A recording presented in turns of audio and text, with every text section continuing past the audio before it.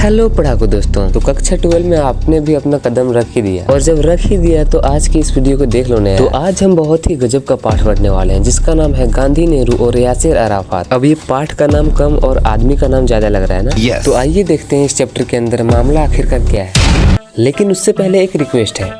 अरे हाँ, आप तो समझ गए। प्यारी समझ गई। तो कर देना भैया, वीडियो को लाइक और चैनल को सब्सक्राइब कर दो ना। क्या बात है सर, क्या बात है सर, क्या बात, ये बात है। तो क्या आप जानते हैं सबसे पहले हम क्या करेंगे? नहीं ना? तो सबसे पहले इस पाठ का परिचय पढ़ लेते हैं।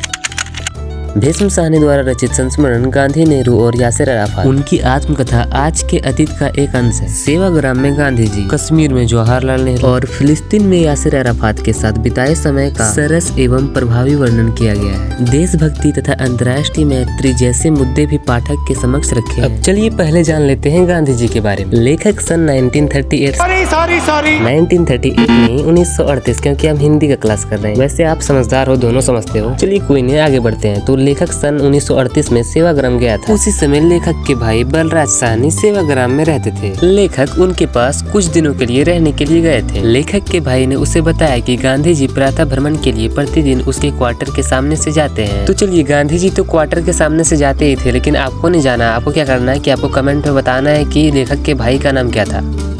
मैं नहीं बताऊंगा। लेखक गांधी जी के साक्षात दर्शन हेतु बेहद उत्साहित थे। लेखक अगले दिन सुबह की सैर के दौरान गांधी जी से मिले। गांधी जी को पहली बार देखकर वह रोमांचित हो गए। गांधी जी के साथ चलने का उसका पहला अनुभव था, उसका मतलब लेखक का, और यह पहला अनुभव बहुत ही अच्छा गया। इस महान व्यक्ति को देखकर लेखक प्रसन्न हो उठा। उसने गांधी जी को चित्रों में जिस रूप में देखा था, वास्तविक रूप में भी वे बिल्कुल ही वैसे थे। उन्होंने बड़े ही प्रेम से लेखक से बात की। वे बहुत ही धीमी आवाज में बोलते थे तथा हमेशा हंसकर बात करते थे। लेखक लगभग 3 सप्ताह तक सेवाग्राम में रहे। वहाँ उन्हें अनेक जाने माने व्यक्तित्व देखने को मिले। इनमें से प्रमुख थे पृथ्वी सिंह आजाद, मीराबेन, खान अब्दुल गफ्फार खान और राजेंद्र बाबू। आश्रम के बाहर सड़क के किनारे एक खोखे में एक 15 वर्षीय बालक जोर जोर से हाथ पैर पटक रहा था तथा चिल्ला चिल्ला कर बापू को पुकार रहा था। बापू आए और बालक का फूला हुआ पेट देखकर उसकी परेशानी समझ गए। उन्होंने उसे उल्टी कराई और जब तक वह उल्टी करता रहा, वह उसकी पीठ पर प्यार से हाथ रखे झुके रहे। इसके बाद उन्होंने उसे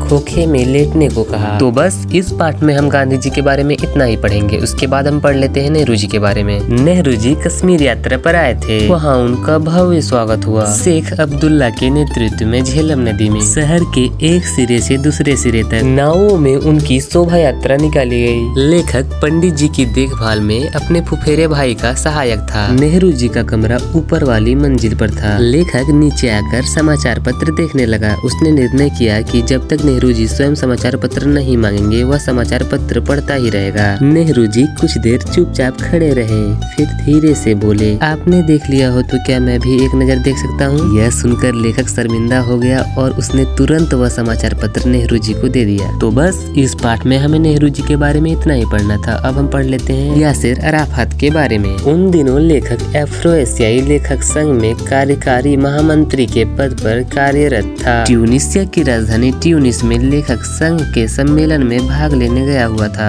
ट्यूनिस में उन दिनों यासिर अराफात के नेतृत्व में फिलिस्तीन अस्थायी सरकार काम कर रही थी। लेखक संघ की गतिविधियों में भी फिलिस्तीन लेखकों, बुद्धिजीवियों तथा अस्थायी सरकार का बड़ा योगदान था। ट्यूनिस में लोटस पत्रिका का संपादक के कार्यालय था। एक दिन लोटस के तत्कालीन संपादक लेखक के पास आए और उसे सपत्नी सदर मुकाम में आमंत्रित किया। जब लेखक अपनी पत्नी के साथ वहां पहुंचा तो यासिर अराफात अपने 1-2 साथियों के साथ बाहर आए और उन्हें आदर सहित अंदर ले गए। बातचीत के दौरान यासिर अराफात से फिलिस्तीन के प्रति साम्राज्यवादी शक्तियों के अन्यायपूर्ण रवैये, भारत नेताओं द्वारा की गई उनकी निंदा, फिलिस्तीन आंदोलन के प्रति भारत की सहानुभूति एवं समर्थन आदि विषयों पर चर्चा हुई। बातचीत के दौरान गांधी जी का जिक्र आने पर अराफात बोले, ये आपके ही नहीं मेरे भी नेता है, इतने ही आदरणीय हैं जितने आपके लिए हैं। अराफात भारतीय नेताओं के निकट संपर्क में रहे थे। गांधी जी की प्रसिद्धि अंतर्राष्ट्रीय स्तर पर थी। उनके सत्य, अहिंसा, सत्याग्रह आंदोलनों तथा उनकी सफलता के कारण उन्हें पूरे विश्व में सम्मान की दृष्टि से देखा जाता था। यासिर अराफात भी अहिंसा आंदोलन के द्वारा फिलिस्तीनियों को उनकी मातृभूमि दिलाना चाहते थे। भारतीयों का समर्थन एवं सहानुभूति उन्हें प्राप्त थी। इसलिए भारतीय नेताओं, विशेषकर गांधी जी के प्रति उनके मन में आदर होना स्वाभाविक था।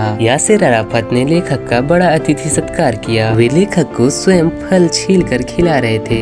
वे उनके लिए शहद की चाय भी बना रहे थे तथा साथ ही शहद की उपयोगिता के विषय में भी बात कर रहे थे। भोजन के समय लेखक जब हाथ धोने गया तो उसे बहुत ही झेप महसूस हुई जब उन्होंने देखा कि अराफात गुसलखाने के बाहर तौलिया लिए खड़े हुए हैं। अराफात का आतिथ्य प्रेम सचमुच हृदय को छू लेने वाला था।